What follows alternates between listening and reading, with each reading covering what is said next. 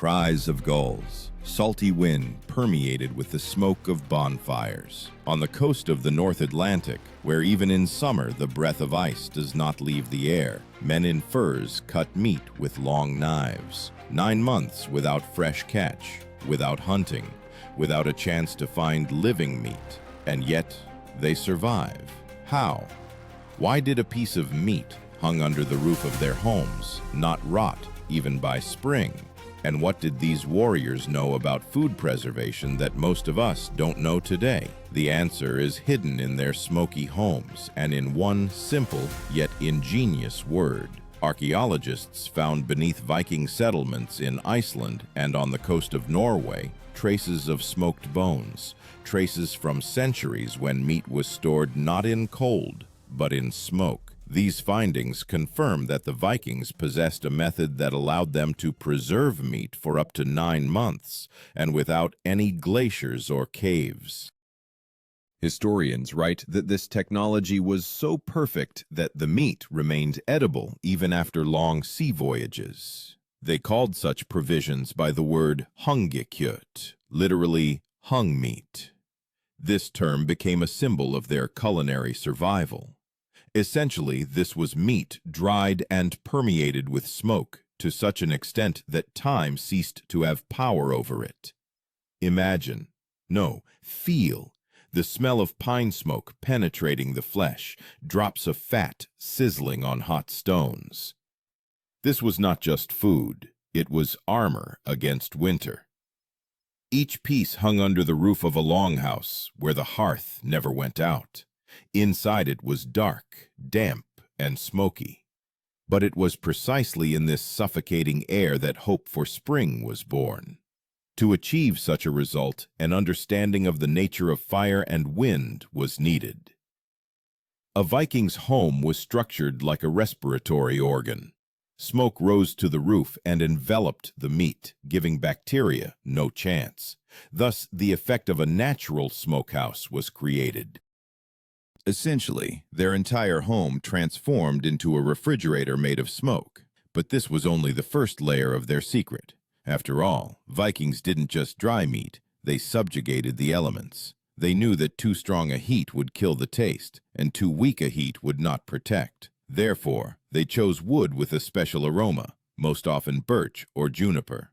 Juniper, by the way, acted as a natural antiseptic. Its resins not only imparted a bittersweet taste to the meat, but also killed bacteria. This method was not just a way to preserve food, it was a ritual. Meat hung alongside weapons, dried over the same smoke that warmed their children.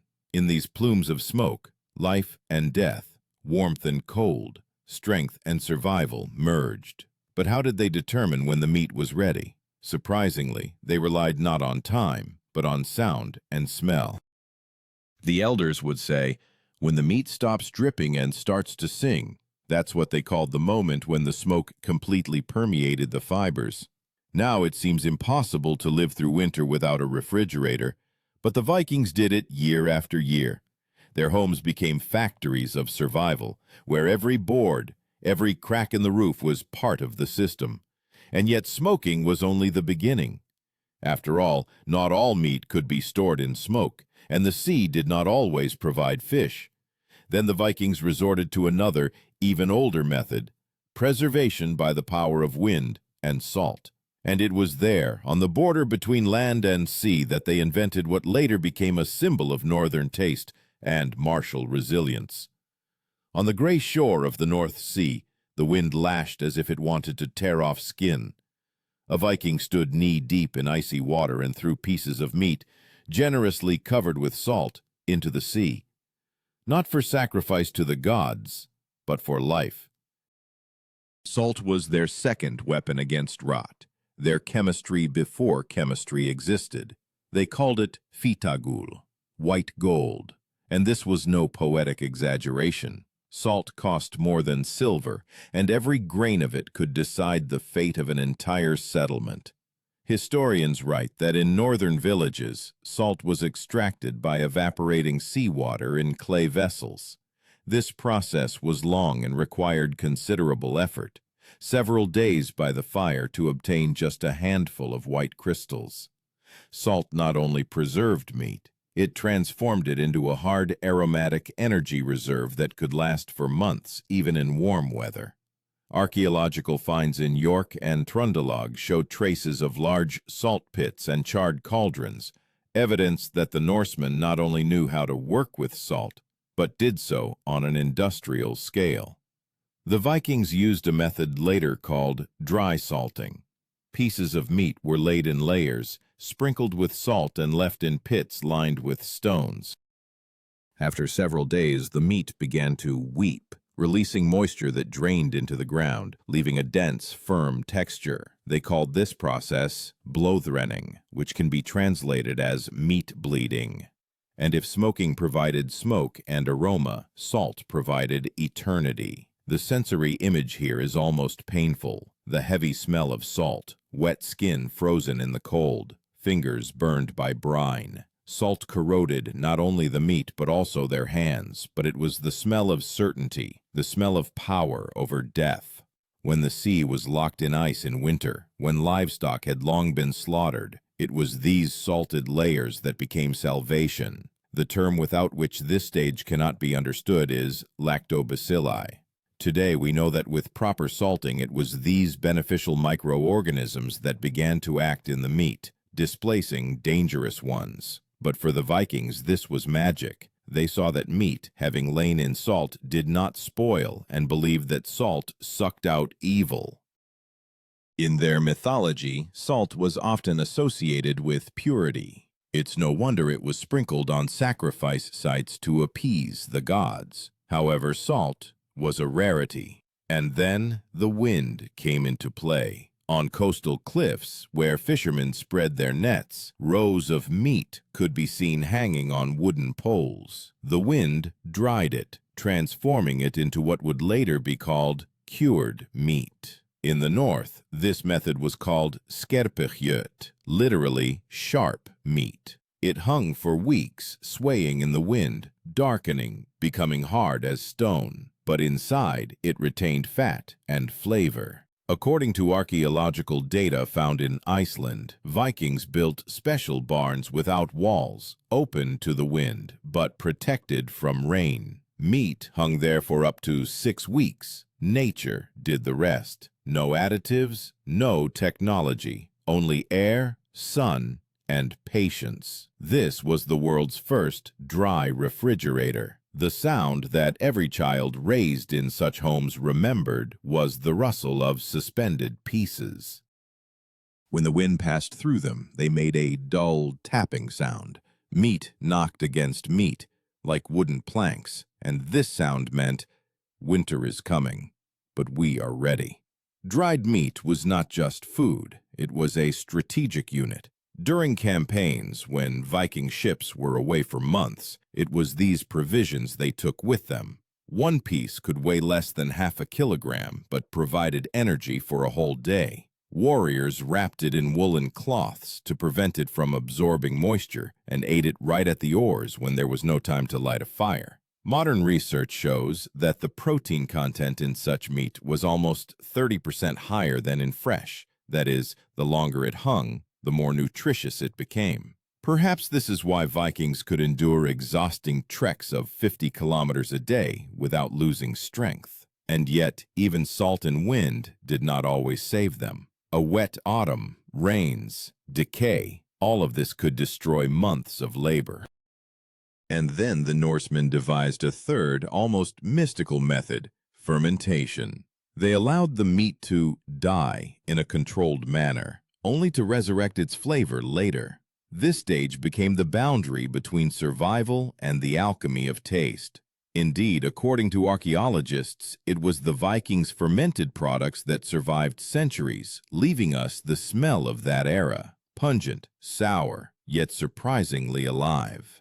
When the sun in northern latitudes barely touched the horizon and the day lasted no longer than a short breath, the Vikings began a process that today would be called a biochemical miracle. They allowed meat to spoil, but not completely. In their understanding, this was a sacred boundary between the death and life of the product, between decay and preservation. They called this method rotna, ripening. In our time, scientists would call it fermentation. Historians write that this very process was at the heart of the famous Icelandic dish hakarl, fermented shark, as well as skata, aged skate.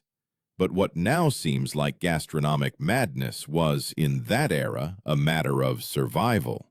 Meat that underwent natural fermentation required neither smoke, nor salt, nor ice. All that was needed was time, earth, and control. The Vikings buried meat in the ground or placed it in wooden barrels lined with seaweed and grass. They covered it with stones from above to prevent air from entering. This created an anaerobic environment without oxygen.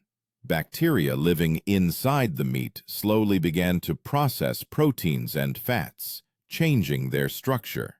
This transformed the flesh into something that could be stored for months. Today, we understand that this process was accompanied by the formation of ammonia, which repelled insects and protected the product. But back then, the Vikings simply knew the smell was terrible, but the meat remained alive. Archaeological studies in Iceland and the Faroe Islands show remnants of pits with bones and organic matter, structurally similar to fermented products. Scientists suggest that similar methods were applied not only to fish, but also to lamb, horse meat, and even the meat of seabirds. And although this method was dangerous, the slightest error in temperature could cost a life. It provided what smoke and salt could not: independence. The image of this process is almost ritualistic. Night, frozen ground. A man in a fur cloak lowers his hands into a cold pit, inhaling the sharp, sweetish smell of decay. Somewhere nearby, the wind howls. In the distance, metal clangs. Weapons are being forged. And above it all, silence, because even breathing seems superfluous. This is not just food preparation. It is a dialogue with nature, with its shadow and light. The term that reflects the essence of what was happening is anaerobic fermentation. For modern man, chemistry; for the Viking, the will of the gods. For they believed that Odin taught people the art of preserving meat so that they could go on campaigns without fearing hunger. Sagas mention meat that does not rot, served at a feast when supplies had long run out. Perhaps these were the first mentions of fermented products. The taste of such meat was sharp, almost poisonous. A contemporary person would not be able to swallow a single piece, but for a Viking, it was the taste of victory over time.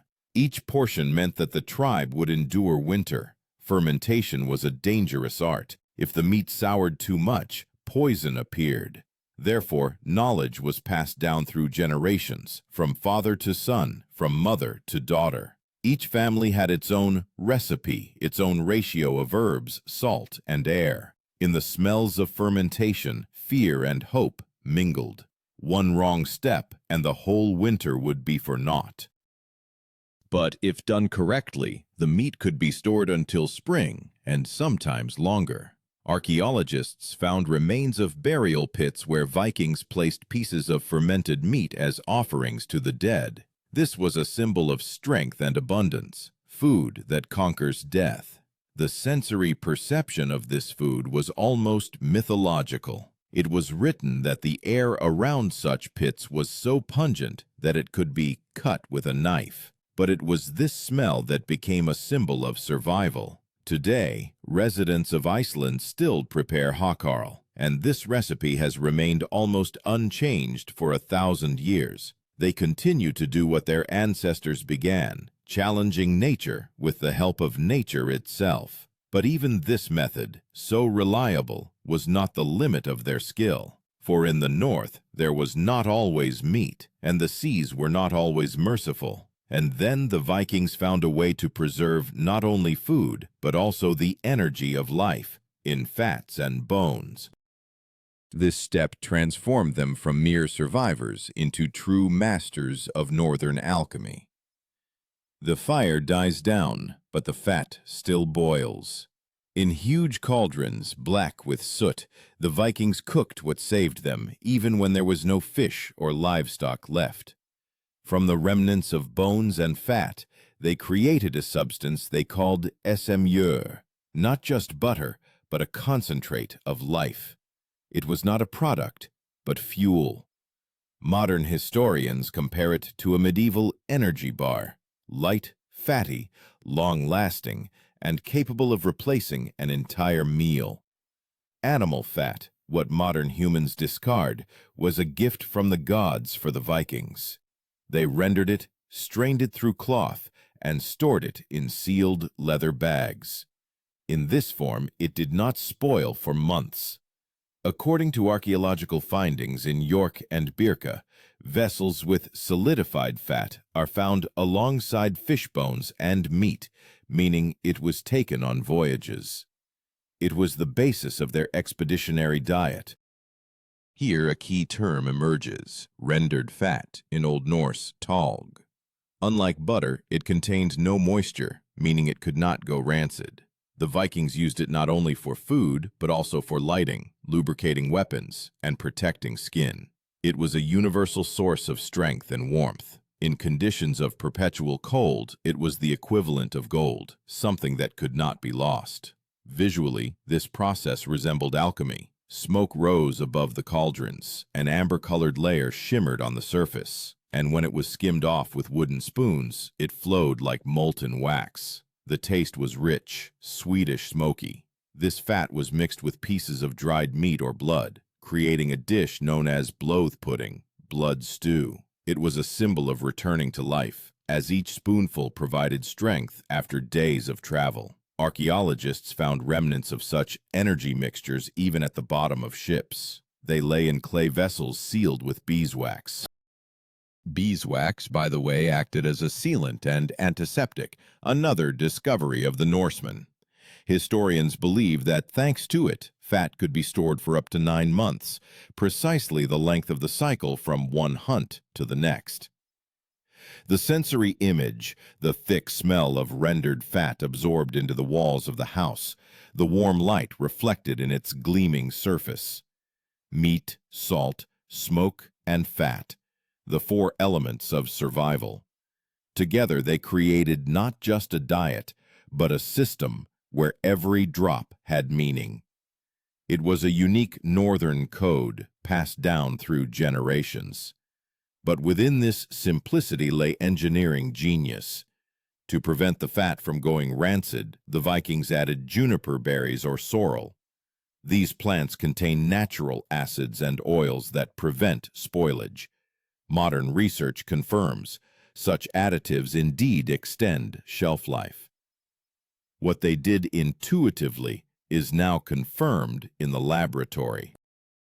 Sometimes fat was mixed with flour and honey, creating nutritious balls, prototypes of modern field rations. This product was called sviðabolur. Warriors could even carry it with them on campaigns, a sword in one hand, a piece of concentrated energy in the other. Legends said that one such ball could sustain strength for a whole day, and if chronicles are to be believed, it was on such provisions that great voyages were built from Norway to the shores of Vinland, the land later called America. The term describing this principle is preservation through fat. In modern understanding, the hermetic sealing of nutrients in an oxygen-free environment. For the Vikings, this was akin to magic. For fire, having taken life from a beast, now granted it again in the form of a gleaming, aromatic elixir. But behind all these techniques lay one grand idea, a balance between the elements.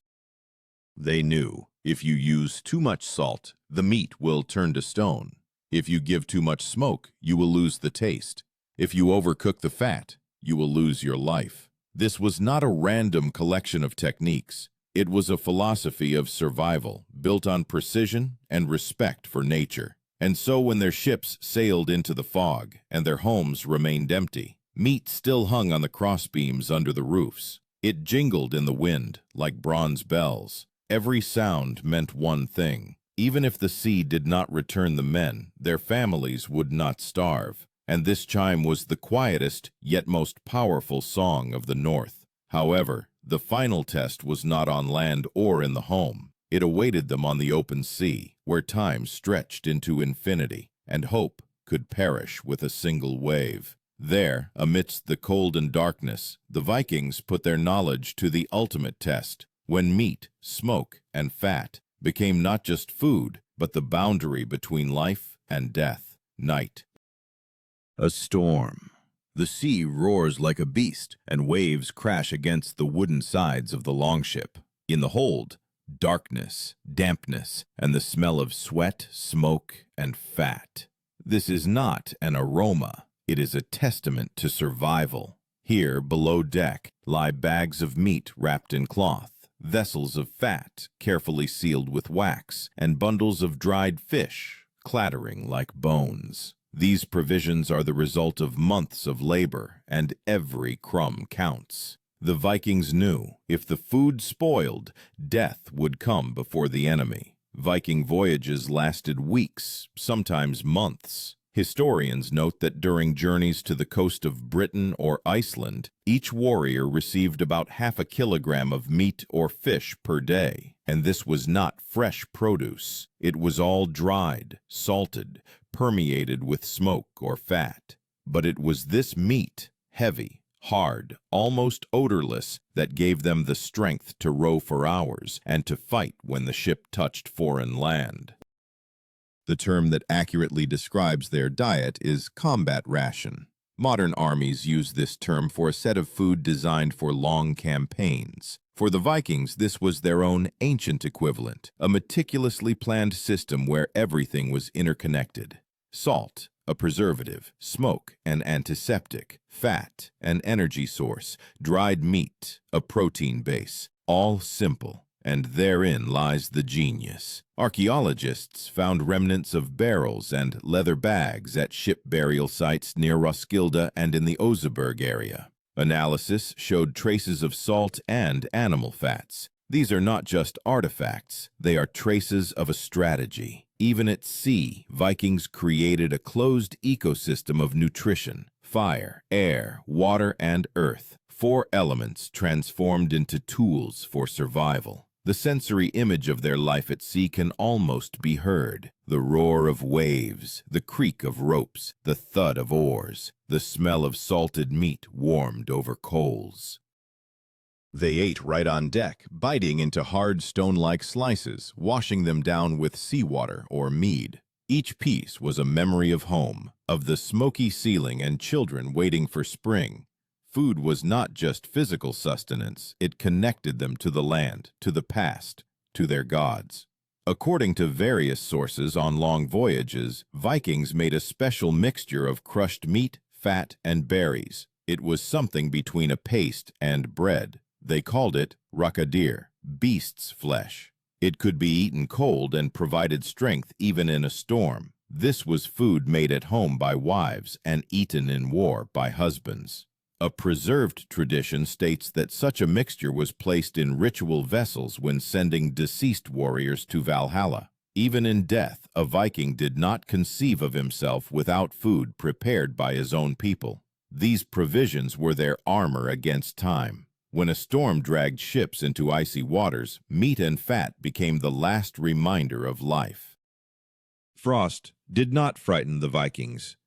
Emptiness did. But they found a way to turn the cold itself into an ally. On board, they hung meat directly on the rigging, and the wind dried it even more strongly. Thus, the ship became an extension of their home, a moving smokehouse. Archaeological reconstructions show that the temperature below deck remained low enough for food not to spoil. This proves that their ships were designed not only for battle, but also for long-term storage of provisions. Every crack, every board worked for survival, and yet even such measures did not always save them. There were years when meat spoiled, when fat turned bitter, and salt was washed away by storms. Then, desperate measures had to be taken: eating leather straps, ground bones, ashes from bonfires mixed with water. Historians do not hide it. These were cruel times. But it was in these moments that the legend of an unyielding people was born.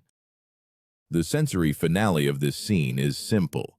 A Viking, sitting by the hearth after a long voyage, chews a hard piece of smoked meat. His hands are scarred, his beard is permeated with salt, his eyes are tired but alive. He has survived everything: cold, hunger, and storm. And in this piece is not just food, but the memory of the journey, of home, of how a human can conquer even the absence of life. And when archaeologists today find petrified pieces of meat covered with a layer of salt, they find not just food remains, they find proof that human strength begins where comfort ends. This is the true secret of the Vikings, their ability to preserve life in a world where everything tended towards death. But behind this cold mastery lies something more than technique. Their ability to preserve meat is a reflection of their philosophy. And to understand how this philosophy changed the fate of the North, one must see what remains of it today, not in museums, but within ourselves. Today, with refrigerators humming in every home and expiration dates on every package, we have almost forgotten that once humans fought decay with their bare hands. For the Vikings, preserving meat was not just culinary art. It was a form of faith, their dialogue with nature, where every smoky piece, every pinch of salt, meant a victory over death. Archaeologists say the Viking secret is simple: not cold, but balance. Fire gave aroma, salt purity, wind dried, fat protected. All together created a system where nature worked for man, not against him. And this philosophy, based on resilience and respect for the elements, became the heart of the northern character. The image of the last shot. An old Icelander, a descendant of those who survived 9 months without refrigeration, hangs meat under the roof. The smell of smoke is the same. The sound of the wind is the same. 1,000 years have passed, and the recipe remains. The taste of ancient fear and ancient strength. And now, when you open your refrigerator to take out a piece of meat, ask yourself, could you survive without it? Could you live through winter, relying only on smoke, salt, and wind? For it was precisely in this way, step by step, that these people built a civilization on the edge of the world, and proved that those who are not afraid to look death in the eye can survive. Thus ends the story of meat that survived winter, but in reality, it is the story of a human who conquered time.